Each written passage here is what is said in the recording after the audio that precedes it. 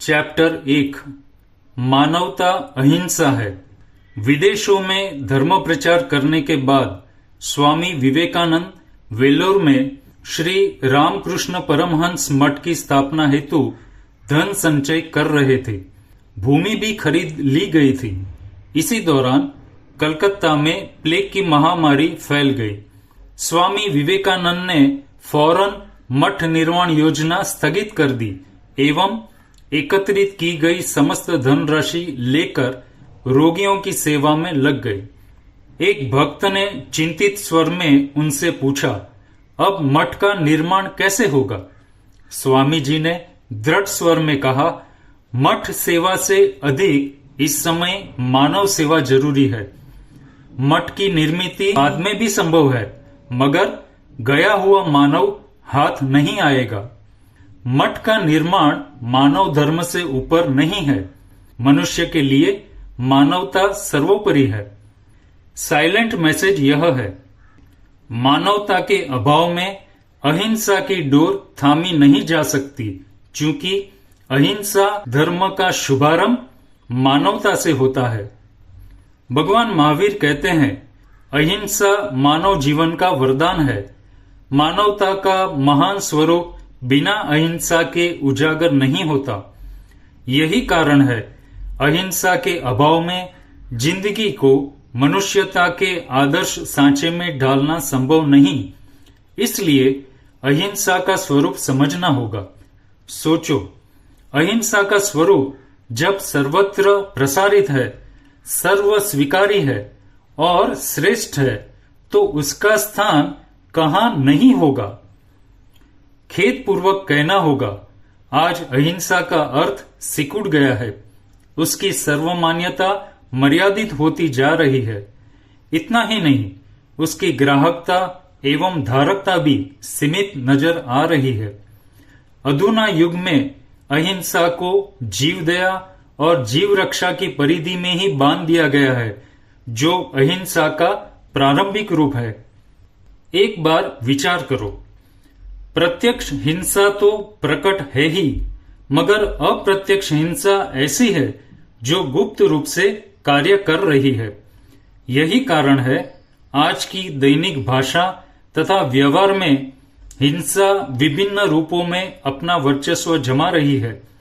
हालांकि यह भी अधुना युग का सच है। आज पूरे विश्व में ऐसे अनेक एनजीओ है जो हिंसा के विरोध में आवाज उठा रहे हैं।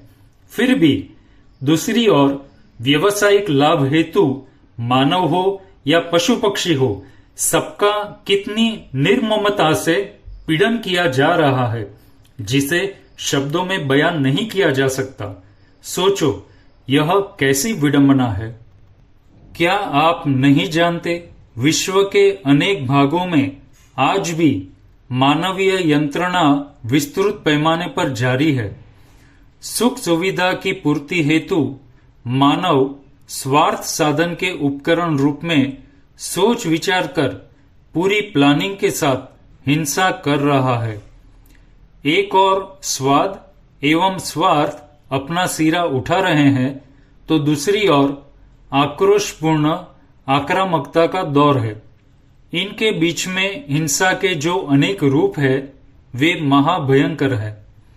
यह मत भूलना, भारतीय संस्कृति में अहिंसा का स्वर इतना विराट है, जहां सांप को भी दूध पिलाया जाता है।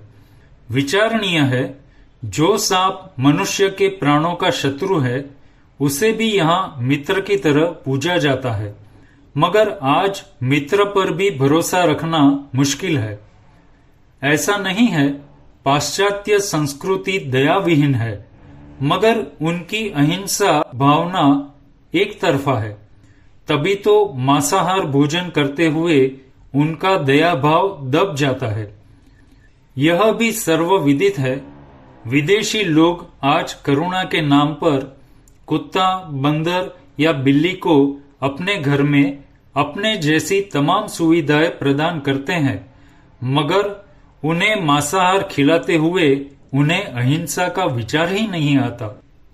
एक पल रुको और भावना भाओ। सभी जीवों के भीतर अहिंसा का भाव जागे। सभी जीव अहिंसा स्वरूपी शुद्ध आत्मा है। अतः मैं प्राणी मात्र में अहिंसा भगवती का ही स्वरूप निहारूं। याद रखना, कोई भी प्राणी केवल शारीरिक अस्तित्व मात्र नहीं है, उसके अस्तित्व का भावात्मक पक्ष भी है। वह चेतना पुंज आत्मा है। अतः न किसी को शारीरिक क्षति पहुंचाओ और न किसी का शोषण दमन करो। चूंकि विकार हिंसा है, इसलिए निर्विकार हुए बिना अहिंसा प्रकट नहीं होती।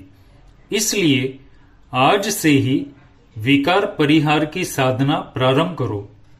समझना यह है, 5 इंद्रियों के विषयों से बचना जरूरी नहीं है, बल्कि विकार से बचना आवश्यक है। जैसे रूप को देखना या रूप का दिखाई देना आंख का विषय है, वह न अच्छा है न बुरा है। जब उसके प्रति राग या द्वेष का भाव जागता है तो वह विकार बन जाता है। यह विकार की उत्पत्ति हिंसा है और वितराग भाव अहिंसा है। जियो और जीने दो।